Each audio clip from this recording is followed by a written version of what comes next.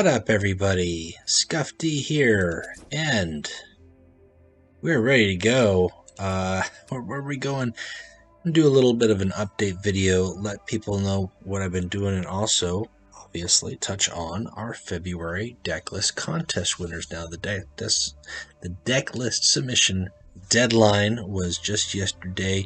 February is a shorter month, so it's time. It's time to announce who the winners are, and it's time to announce what the March Decklist contest is going to look like. It's also time to get hyped, because we got to talk about this new raid event. Oh, that's awesome. I'm having a good time with it. I'm having some tough times, having some good times and tough times and good tough times. Does that make sense? Makes sense to me. First off, let's talk about the decklist contest for February. So the decklist contest for February was challenge decks. I had 13 submissions received, which is a little lower, but I know it's a very broad contest. And some of them were really neck and neck, or very similar. I think a lot of players are playing the challenges very similarly, and that's great. Hopefully these give some ideas to other people, or hey, I never thought about that. I'll try something different. Maybe that works out for me as well. So without further ado, before we get any further, let's go ahead and talk about or showcase, as it were, the February Decklist contest winners. Coming in at third, submitted by possibly Alfarius, is someone say Frontline. That's how I imagine it's being said here. This deck obviously is designed for the Frontline challenge. Every card in here is a frontline troop. There are a couple tactics that create additional frontline troops, which can work for the challenge itself. So you've got a bunch of low-cost frontline, which are very important to start off the challenge, and sometimes that'll help signal it. You've also got bunker. You've got the bitter end, which is going to drop you 2 barricades. So between just those 2 tactics there, that's 4 additional frontlines. And then you have a warlord who can create frontlines. 4X himself doesn't get played near as much as compared to any other Iron Warrior warlord, I would have to say. This challenge is really an area that he can shine in, although he does have some interesting builds. But one reason why I liked this specific deck as it relates to the frontline challenge is there's a progression using a lot of the higher level Legion cards, like the Tyrant Terminators and the Iron Circle, and even Promadon. So just seeing those cards in play and used in a challenge not only gives you the opportunity to complete a challenge of putting in frontline troops, but then also might just give you some competitive edge if you decide, you or your opponent decide, that you're actually going to be playing the game out. Although I would imagine after dropping 30 frontline troops, your opponent might get the idea that you're trying to do a frontline challenge.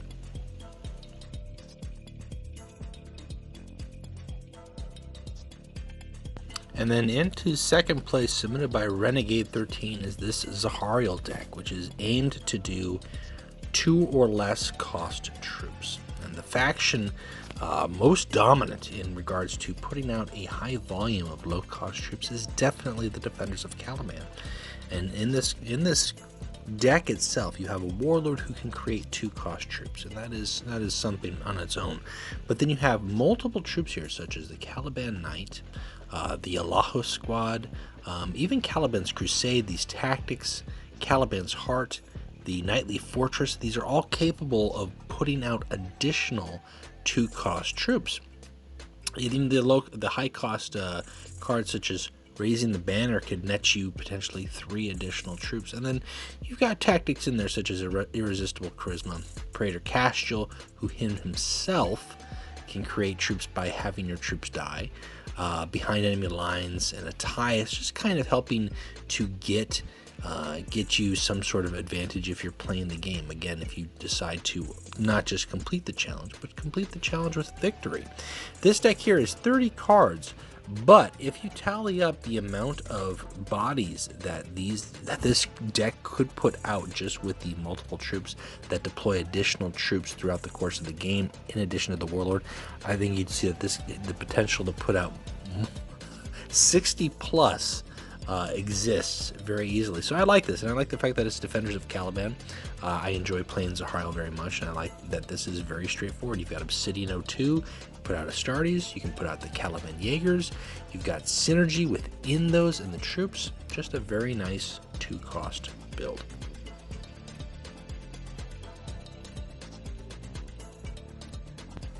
And then submitted for first place by J Thrills is Fire the Ursa's Claw, and this deck here encompasses multiple challenges. You have the Frontline Challenge, which can be completed with Latara Saren's ability. You have the 2-cost troops, which can be completed with Latara Saren's ability. You have the Deploy Imperial Army troops, which can be completed with Latara Saren's ability. And then in addition to that, you have a deck that is built to help support that and give you those options, whether that is to play the game out all the way and utilize the Slayer of Worlds with the sabotage on it, or whether it is just to build up and bulk out your troops and play a bunch of Imperial Army troops, Secretary Axiarchs, Fastidian Infantry, Jukebox Starsight. The McCormick's Reapers with a backlash effect can give you more options to replay those troops as well. So this deck has a lot of bases covered. It really covers more than just one challenge, and that's really why I ranked it up so high. I also like the fact that Duke Morticher is in this deck because if you protect Duke, you could use him for the use troop abilities challenge as well. It's a little bit harder to do. I think him and Kai Zelaine really are the only troops that actually have abilities here, but if they're protected long enough, you could very easily meet that second tier challenge. So congratulations, J Thrills. This deck here is this is a triple threat, as it were, so to speak, potentially a quadruple threat, and I enjoyed taking a look at this deck. I know J Thrills is a big World Eaters. Even though Latara is not World Eater, she flies the Conqueror, so I think he represented this deck very well. All right, so congratulations to the winners again on that contest. First place will receive 1,000 gold. Second place receives 500 gold. Third place will receive 300 gold. That is the monthly contest. Those are the new stakes, new prizes. And to go with that, again, I just want to thank everybody who submitted. I'm hoping we get more submissions for March, because March's theme is a little bit more specific. March's theme is cultists. And I came up with this theme a while ago. This is the last one in my 2020 batch that I had, and this is before that they created this cultist keyword, right? On the not in the collection. This is the first, when I came up with this idea for a contest, I was like, this is before they had this little icon for a cultist. Well, that's going to make it a lot easier for you to submit me your cultist decks. What is your cultist decks? What are they? Are they tied to the word bearers? Are you using cultist word bearers to generate a whole bunch of cultist troops? Do you run more along the lines of a Ruinstorm build and use the Eightfold brand and pump out a bunch of Cygnus cultists? Or maybe you're throwing something off and you want to tell a story about perhaps the fall of the Defenders of Caliban and how they gradually started to have cults upon Caliban itself, and we've got ruined arcologies. Either which way, the majority of what you're going to be running is probably going to be pulled out of the Chaos faction. I'm expecting to see a lot of that, but I'm really curious to see is the story that you're tying it to with your warlord. What other themes are you uniting in there? Are we just going to see cultists in mass? Are we going to see Cygnus cultists? Are we going to see a warlord that thrives off of infantry troops, or a way to protect those cultists or enhance them? Lucretia cultist is a real deck. I'm really looking forward to seeing what you submitted.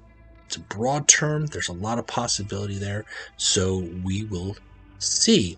Now, deadlines for that is March 25th. You want to make sure that you get your deck list to me. As usual, you're going to want to make sure that you provide me with your deck list, which is going to look like this. Give it a nice catchy name to help ring in the theme, and then give me a snapshot of your in-game profile so I know who you are for prizing purposes. So, as usual, first first place. First place will receive pricing of 1,000 gold. Second place will receive 300 gold. Second place 500 gold. Second place 300 gold. You'll have until March 25th to get your submissions into me. You can reach me either through Reddit, through Discord, however it is available. If I'm sharing this on Facebook and you're not on the Discord or on Reddit, then hit me up with a Facebook message. I'm okay with that too. Just let me know that you PM me, because I don't always check those messages. So, talking about getting on multiple platforms, ladies and gentlemen, I have done a lot of stuff the last couple of weeks, and I don't know if you've noticed, for those of you who get updates or status updates with the channel, I've done a lot more of the recruit level videos. I had one decklist video there with Modrum. I'm working very much so in broadening the brand with the Warp Chatter broadcast and getting engaged with more players and having more discussions. In a couple hours, I'm going to be having another episode recording. We're going to be talking about the World Cup, so you can take a look for that episode. The Warp Chatter is a podcast. It's available on a lot of platforms out there. Spotify is a big one, Google Podcasts, Podbean, wherever it is that you are looking for it. Hopefully you can find it. Still working on getting in touch with Apple. Apple is they're a very tricky thing. It's like trying to get into the Black Library with them, I'll tell you what. But if you have a platform that the Warp Chatter podcast is not on, hit me up in the comments, let me know, so hopefully I can work to try to see what I can do to get that available to you. We've done this now for going on 7 weeks, and it's been a really big success, and I really enjoy talking with the players and helping get that engagement out there. So if you haven't already, please check it out. I'm sharing the episodes here on the channel as well on YouTube, so you can find those and listen to those, or you can find it if you've got a podcast player. You can download those episodes and listen to that. And hopefully, if you want to be on the podcast, you've got stuff you want to talk about or want to be part of the discussion, always open to have more people on the show, so let me know, and we'll go from there. So I'm very excited with that. And with that, my time has been spreading thinner and thinner as the veils of fate, as it were, with Aramon here. So I'm trying to stay regular, but it's most likely going to a little bit affect. I'll probably do like 1 or 2 videos a week as opposed to 3, which is what I was trying to do before. Time-wise, I think that's just not something I can accommodate unless there's some big updates or some things happening in the community. It's a lot of time between editing, recording, editing audio, and so you don't need to hear that. What you need to hear is that I'm still going to be making content. I'm still going to be putting stuff on the channel, but it may be 1 less video a week. So I'm sorry if that upsets you, but hopefully the podcast won't upset you and you'll be satisfied with what you're getting. That's the idea. Speaking of the channel, really quick, self-plug. I think going through the analytics, probably about half the viewers for the videos are not subscribed to the channel. And I'm working trying hard to get to 700 subscriptions. If you're not already subscribed and you've enjoyed the videos that I do, or sharing them with people, or tuning in, checking out, please consider just hitting the subscription button. Helps me get closer to 700. It helps me know that I've got an audience, that people are liking what they're seeing, and it helps me stay engaged with you guys, the players. So if you haven't already subscribed, please do. If you know players who are interested in content for Horus Heresy Legions, send them my way. Please refer the channel. Refer a friend, as it were, so to speak, and I will be eternally grateful to you. So, with all of that, what's going on with me out of the way, and what's going on with the contest for February and for March out of the way, I want to talk about this raid event, because this is going to be the thing for the next couple of weeks, and this also kind of sparks other things. Raid events. We've had 3 now. 3? No, 4. We've had 3. This is the 4th one. This is the 4th raid. And they're big, and they're group efforts. Now, if you haven't played a raid event, again, recap here. As you progress, your first game, your 4th game, your 8th game, and your 12th game will be against an escalating tier of the raid boss. In this case, the raid boss is Anacryscoria, Majos Dominus, with a different ability than what he used to have. However, those victories against him as a boss is what counts towards this raid score. Now, you're still going to gain points as you play that will accumulate and count towards your lodge score, where you stack up here, right? And what crate you're going to get. But in order for us to unlock these tiers, we've got to achieve so many victory points at those levels. We've only got 2,000 more points to get before we get this prize. Day 1, this prize was already received. The final prizing here to unlock Anachrys and have him added to the game is always going to be a hard-fought battle. We've got a long ways to go. There's a lot of tricks to getting it done. The big thing is stay in touch with your lodge mates in the community. At the last hour, I think most of the bigger lodges will try to do a 10-win run and just play this first game here, beat the first boss, don't play anything further, and then you get your tickets refunded to you if you have 0 losses at the end of a run. So it's kind of a way for a last-ditch Hail Mary, throw a whole bunch of points up on the board, and hopefully that's enough. So keep that in mind. But you're going to want to play, because we've got not only Scoria, but we've got Myrmidon Destructor, which is a surprise for 4th Warlord. Wasn't expecting that, but it's Mechanicum, and I like this ability. I like this a lot. I'm playing him right now. Refill 1 energy when an enemy dies, which is really interesting for an energy manipulation dynamic. And then he's got this kind of low-dig siege ability, which is not to be overlooked. 1 energy to prep it, 1 energy to fire it. What is going on with my mouth today? And then it deals 4 damage. Now, the Mechanicum already has a lot of energy manipulation stuff to him, so he's kind of tying into that synergy. And the fact that he deals damage compared to Kelber Hal and Proctor and Caleb Decima. Decima deals 1 damage and stuns, but the rest of the Mechanicum Warlords are... These guys do nothing. I mean, they create Mechadrites. I create a vehicle. There's no offensive, so... We're going to be getting ourselves an offensive warlord. There's no doubt about it. This guy's going to get unlocked. I don't know if we're going to get... Well, we'll get this card unlocked. I mean, that's going to happen. This is a cool artwork. I don't know what a powerful random buff is, if that's like Fabius Bile's buff. But paying 3 to get +1/+1 to a friendly troop is a waste of time. So this is really good for Proctor decks, as long as we know what a powerful random buff is. And then...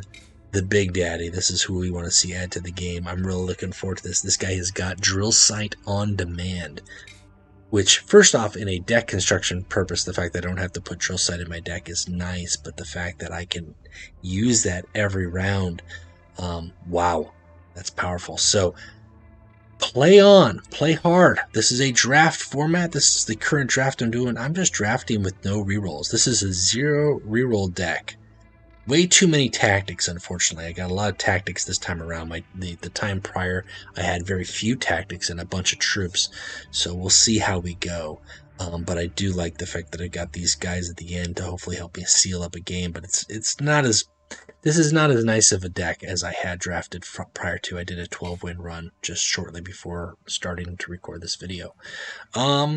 But yeah, this is going to be going on for the next 12 days and 14 hours, as the clock says, and every hour matters. We're counting on you and me and those other guys out there to get in those wins, beat Scoria, and unlock him to add him to the game. You will rejoice. I will rejoice. We will rejoice with some ice cream. Who doesn't like ice cream? Right? I do. I like ice cream a lot. Actually, right now, I think I might go get some ice cream and Fruity Pebbles. Just sprinkle that on the top. Get a little bit of crunch, a little bit of fruit. I like it. So that's the big event. That's the big event. That's what's going on here. We're going to be talking again, as I said, shortly. In a couple hours, I'm going to be doing a podcast recording. That episode will be out Thursday, every Thursdays. Check your channels. I'm working on the Dark Angels card by card. You can expect to see that Monday or Tuesday, if I can get that recorded tonight or tomorrow. And then from there, who knows where we're going to go. I've got some suggestions for decks that people would like to see. Somebody hit me up earlier this morning talking about maybe doing a live play. I don't normally do live plays, timing wise, but if I can figure out a way to do that and make it work for my schedule, maybe I'll finish up this run with a live play. So stay posted. It might be fun. It might be fun. That's it, guys. This is more just a status update, contest results, contest announcements video. We're going to have more videos to come. I appreciate everybody who's been checking in, and if you have any thoughts, questions, comments, let me know. Otherwise, until then, keep playing Legions, and we'll talk to you later. Bye.